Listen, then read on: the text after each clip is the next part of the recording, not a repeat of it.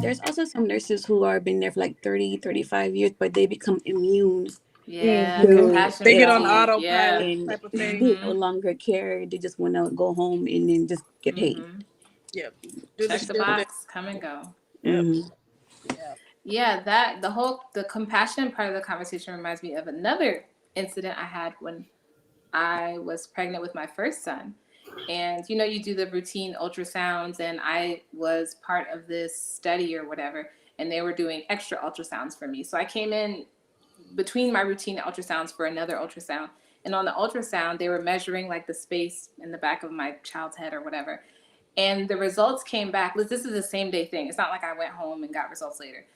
Right after I had my ultrasound, they called me into this big conference room, and it was a doctor and I guess a doctor in training or a nurse, I don't know. And the doctor has this clipboard in her hand, and she is so like cold and sterile. This room is cold and sterile. And she's just like, oh, the measurements on your child's thing came back abnormal, and we think your child might have Down syndrome or autism, so you should just abort him. Oh, okay. Oh, yeah. Okay. No, this is how we're gonna have this conversation. There's no other options, just abortion, and you want me to co-sign on it right now? Like, I don't get to go home and think about. That was literally all her energy. She was just like, yeah, so you need to make a decision. Just let us know what you want to do. If you want to get the abortion, we can do it right now. And I was just like, what? And that's terrible. And from my understanding, not like off just one measurement. One measurement. That's crazy.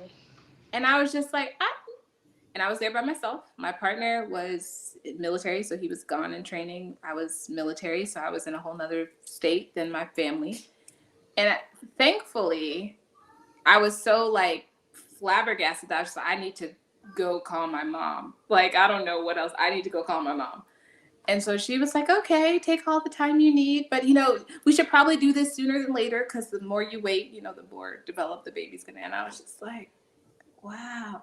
And at this point, I was like 13 weeks, I think. Somewhere around there. It was in the teens. And thankfully, I called my mom, and my mom was like, nah, don't do that craziness. Don't do that foolishness. But if I hadn't have had the sense to call my mom, I would have left the hospital without my child and would have been all kinds of messed up. And now my child is perfectly fine. I think he's probably a genius if he actually applied himself. No mental health disabilities, no nothing. Perfectly normal child that I would have aborted if I would have listened to this lady off that crazy measurement. Ugh, that's sick.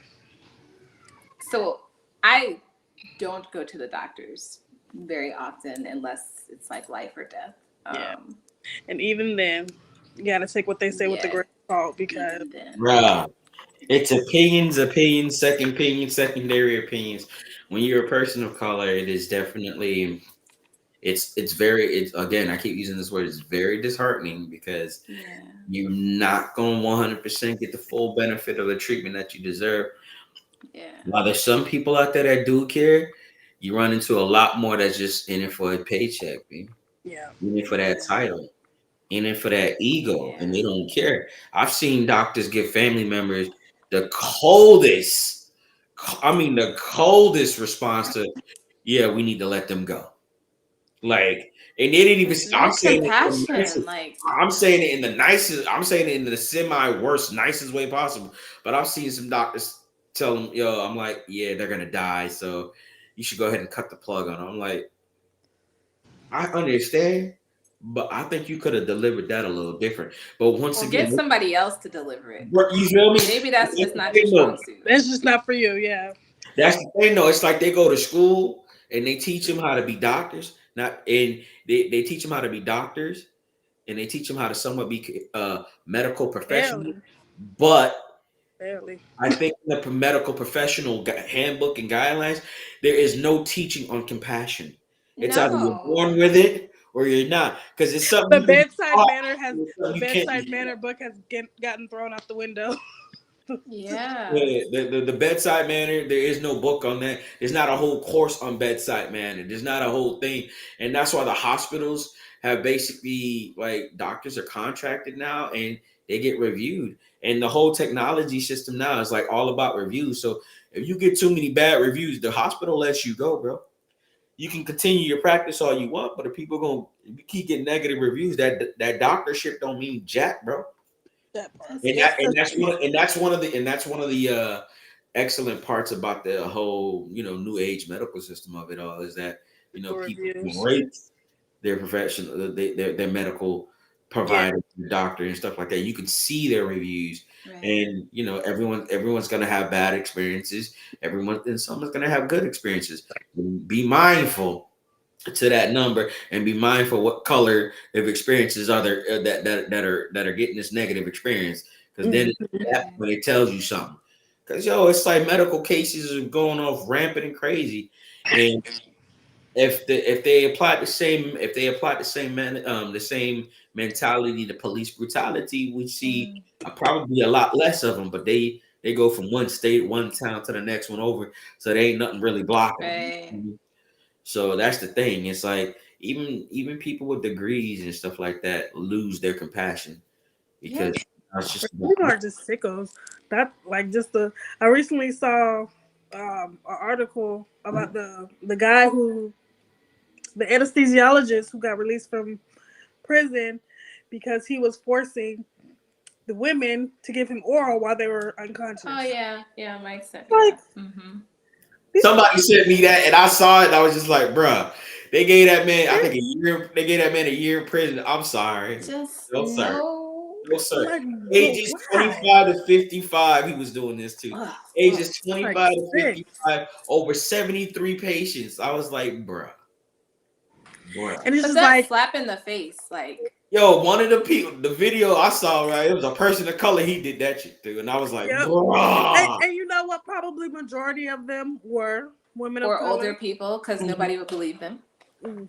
You know what I'm That's saying? crazy. Talking about, oh, it was a bad anesthesia. It was a bad dream. It was a bad dream, Mm-hmm. Mm-hmm. bro. I'm like, yo, the fact that he's still walking, he's able to walk. Somebody ain't do it right, bro. I ain't gonna lie. Like, So, uh, as we're winding down for this episode, what steps do you feel like healthcare institutions, or are there any steps that healthcare institutions can take to address racial disparities in healthcare outcomes? Like, how do we fix this? Is this fixable? I believe it's very fixable, and it can be done by re-educating people and by adding a separate course in human compassion and human decency. Compassion. That's what it. That's what Compassion it course. boils Okay. down to. You don't nobody go any further until you get an A plus. Period. We ain't doing B's, we ain't doing C's, we ain't doing D's. If you need an A plus, better. It's either 100 or You nothing. you can't proceed to any other course in this whole medical doctorate, nursing joint, whatever. Medical Until human you decency. take a compassion course. Okay. Yes. Kenfa, what I about you? feel like hospitals and nursing homes and doctor's office need to make sure that they listen to the patients when they complain about any type of mistreatment, Mm-hmm. because we're the ones who actually are, being taken care of, and we are aware of what's happening Right. behind closed doors. So they really need to sit down and listen and take advice from us, like the patients, instead of just going about, oh, like this doctor is so great, he has all of these degrees. It's not all about that. Right. That's my That piece. is so true. Yeah. Just getting off your high horse and just checking back in with humanity. Like, this is a human being here. They have feelings. They're fully aware of what's going on within their body for the most part. Um, I agree with you on that. What about you, Evie? Well, yeah, same thing. As Kivo mentioned, but also like I hope it can get better. I hope people just show a lot more human compassion because that's what it all boils down to. Um, everybody's not the same. Everybody's body's not the same, especially the PLC. Um, but we just got to show a little bit more love to the next person. You got to treat them like as if they're your family member. But hopefully that's something that can get fixed. I would hope so. But till then, advocate for your own health. Right. And I'll have to piggyback on that advocating for yourself. I feel like part of the education is not just on the medical professional, but also on us as consumers, like being able to say, this is what you can and cannot do. These are the rights that you have, like Mike was talking about, Mike and him were talking about earlier, the rights of patients, being able to say, no, don't touch my body. This isn't acceptable. But also being able to, like Kimpa was saying, listening to the patient, but the patient should also be aware of, this is what's going on within me. This is my history. This is, so us being informed consumers so that we can advocate for ourselves, not just showing up and being like, something's wrong with me, fix it. Like we have to be able to do our part as medical consumers, for lack of a better way of putting it. But yeah, I completely agree with everything everybody Yeah, was I saying. concur. I concur what Compassion, you're saying though too. Is definitely educating and knowing more once you step into that office. Educating and right, knowing more once you go to the ER and you become and you get checked in or you admitted. right, Understanding, pay attention to that paperwork that they give you. Read that stuff finally. Read all of that mm-hmm. information. Be aware who cares about you. Pay attention to the nurses. Pay attention to the Mm-hmm. medical staff, the CNAs and everything else. Watch their behavior. Watch how you are being treated. Watch how they're treating your Right, family. Because right, people are people, and let's not forget, people get burnt out. And so yeah, with that, people's lack of compassion and love for doing the thing is completely different. And it's not something, again, while there's no excuse for it, but you know, it's a sad world we live in. Unfortunately, we're not machines.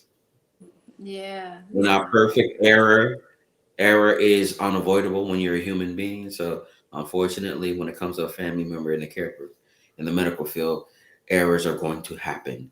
While they strive not to make it happen, they're human beings. Right. So our job is to just show up and to advocate for one another. If you know somebody who's going into the hospital, in the hospital, needs some medical care, be a supportive advocate, because you never know. That part, very important. But thank you both, Kimpa and Evie, for showing up and leaning in with us. That brings us to the end of this episode. And remember, as always, our goal is not to dictate conclusions, but to encourage self reflection and open, honest dialogue to help us to better understand the world around us and ourselves.